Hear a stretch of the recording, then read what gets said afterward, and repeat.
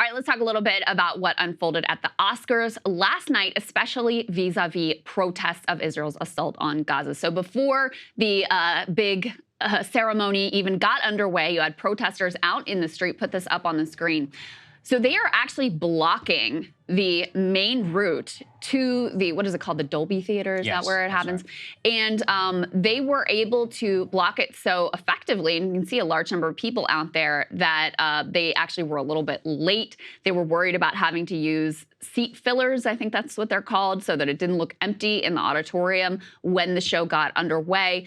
You had stars like ditching their heels and having to hoof it into the theater. Some people had golf carts sent for them to be able to make it there. So before it even started, there was a strong pro-ceasefire, anti-war protest going on. But the moment that actually got the biggest attention was Jonathan Glazer accepting his award and the comments he made. Listen very carefully to them, and then I'll tell you the way they were interpreted on the other side. All our choices were made to reflect and confront us in the present, not to say, look what they did then, rather look what we do now. Our film shows where dehumanization leads at its worst. It shaped all of our past and present. Right now, we stand here as men who refute their Jewishness and the Holocaust being hijacked by an occupation which has led to conflict for so many innocent people. Whether the victims of October the...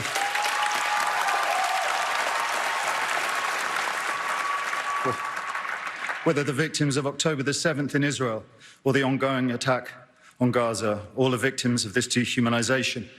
How do we resist?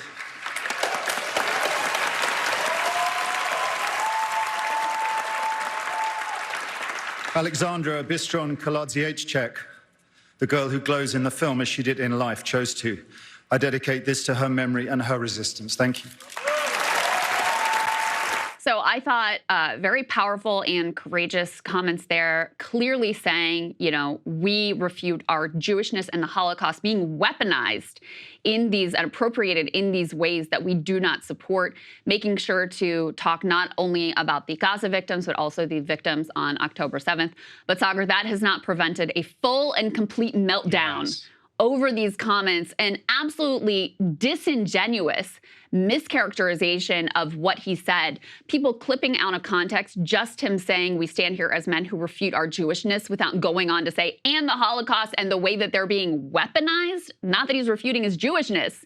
He's refuting the weaponization of that identity, which I think many, especially American Jews right now, really resonate with and support, because they don't feel that the Israeli government actions reflect them, reflect their identity, reflect their Jewishness. And in fact, it would be the height of anti-Semitism to say that every Jew must be in lockstep with exactly what the Israeli government is doing. And that's something you see in Israel, where there's quite a bit of debate and dissent about exactly the policies of the Netanyahu government. Even if 97% of Jews felt that way, there would still be 2 to 3%. And to me, they are not Jews. They are American citizens who have the First Amendment right to say and speak what they wish. Mr. Glazer didn't say anything all that controversial. Many of the protesters that I see here in Washington often have the Not in Our Name T-shirts on, which means that they are members of a Jewish organization. I mean, again, not that it matters, but I think rhetorically it's one of those that they're able to, you know, it's a powerful rebuke, right? It's like, this is one where they were being basically tone policed by a lot of Jewish commentators. And John Podhoretz, who's the editor at Commentary, fail son and inheritor of his father's magazine, and one of these individuals saying, by saying he refutes his Jewishness on the biggest stage in the world, 5 months after the attack on Israel, Jonathan Glazer has instantly made himself into one of Judaism's historical villains. Like, we're going to put him up there with Hitler?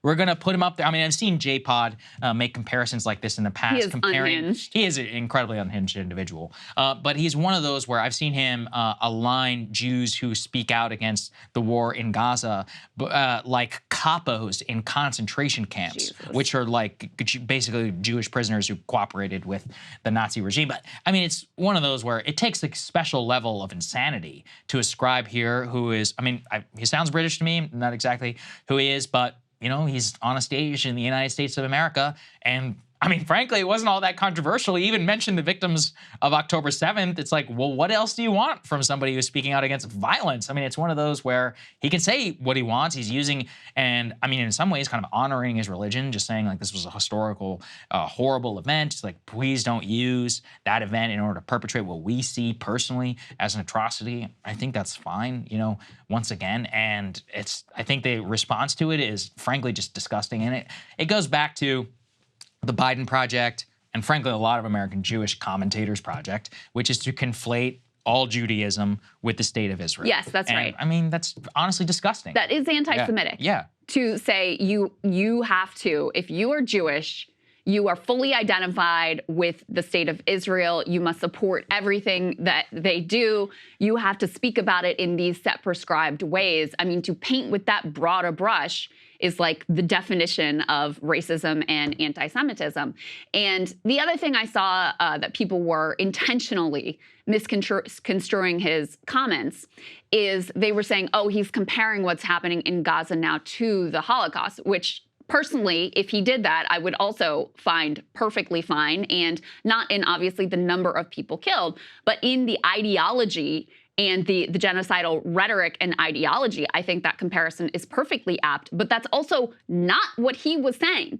He was saying stop weaponizing the Holocaust to justify atrocities, to justify things that should not be justified. So I think the reason there was such a freak out is, number one, because of them being Jewish. Number two, because the movie itself, The Zone of Interest, which I haven't seen, I don't think you've seen either. I haven't seen it. I am going to watch it, though. I want to watch it. This actually made me want to watch it. But it's about the Holocaust. It's about the banality of evil. So the fact that he did this movie about the Holocaust and then used his platform in order to oppose Israel's assault on Gaza, I think that was, particularly apparently sensitive for a number of people. Rabbi Shmuley, of course, had to weigh in the way that he does. He described it as absolutely disgusting.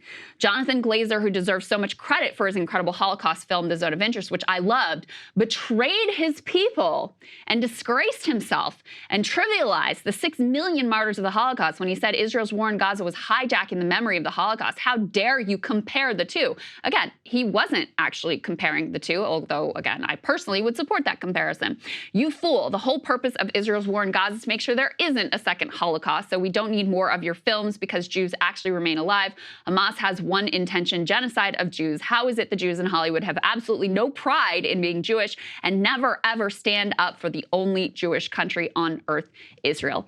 It seems to me he very much has pride in his Jewish identity, and what he objects to is that identity being used in the service of things that he finds to be morally unconscionable. So, I thought the response to it, especially the way the words were intentionally twisted and misunderstood, was really telling and really disgusting, and shows you why it took courage, by the way. And you could tell he was nervous when he was delivering the remarks that he had prepared and written down so that he could get the language exactly as he wanted it to. So, I really applaud him for being willing to do that, knowing that there would be an unhinged freakout on the other side. You also had a number of artists who were wearing pins, a sort of more quiet form of protest. We can put some of these images up on the screen. These pins were in support of a ceasefire. Some of the actors, directors, etc., who were wearing the pins, you had a Nimona actor. Is that how you say that? I don't know anything about pop culture. Sorry, guys. Eugene Lee Yang, director Ava DuVernay, director Masan Harriman, who's behind Best Live Action Short nominee The After, writer-director I'm really going to butcher this one, Arthur Ben-Hania, Best Documentary Feature nominee for Daughters, singer Billie Eilish also, and one of the people you saw there on the screen was Rami Youssef, who was in Poor Things, who also spoke out in favor of a ceasefire in Gaza. Let's take a listen to that. Tell me about the pin. Yeah, we're calling for immediate, permanent ceasefire in Gaza. We're calling for peace and justice, lasting justice for the people of Palestine. And I think it's a universal message of just let's stop killing kids. Let's not be part of more war. No one's ever looked back at war and thought a bombing campaign was a good idea. And so to be surrounded by so many artists who are willing to lend their voice, the list is growing. A lot of people are going to be wearing these pins tonight. And it's because we want to kind of use where we're at to speak to people's hearts. There's a lot of talking heads on the news. This is a space of talking hearts. And so we're trying to just kind of have that big beam to humanity. Are you hopeful there will be a ceasefire? Yeah, there has to be. I don't think that there's no other route. It's taking so long, and the president has now called for it in his State of the Union. The vice president has, and so I think we need to kind of really look at ourselves and be honest of, okay, if the leadership supposedly thinks that should happen, why has it not happened? And so I think that's what we're all encouraging, everyone to be vocal about. I thought that was kind of interesting framing, since Biden and Kamala have co-opted the language of ceasefire, even though they don't actually support a full and lasting ceasefire, saying, hey, you're saying ceasefire, that's great. Where is it? You claim you want to, you claim you want this now, so why isn't it actually happening? You'll recall that, especially immediately after October 7th, there were a number of high-profile firings in Hollywood over people who were expressing support for Palestinians. So it still is, a cause that takes some courage to speak out on. So kudos to these individuals who, took this protest to the Oscars and tried to raise the visibility there for what it's worth. Yeah, it was interesting. I mean, the freak add-on that's just a whole other level. And compare it to some of the other historic ones, like Michael Moore at the Oscar stage. See, that the one, Iraq War, that was amazing. Well, that one was wild because remember, he got booed. People really memory hole how pro-war Hollywood was too at the time. So things have changed certainly a little bit. Hey guys, if you like that video, go to breakingpoints.com, become a premium subscriber, and help us build the best independent media organization on the planet. That's right. We're subscriber funded. We're building something new. We want to replace these failing mainstream media organizations. So again, to subscribe, it's breakingpoints.com.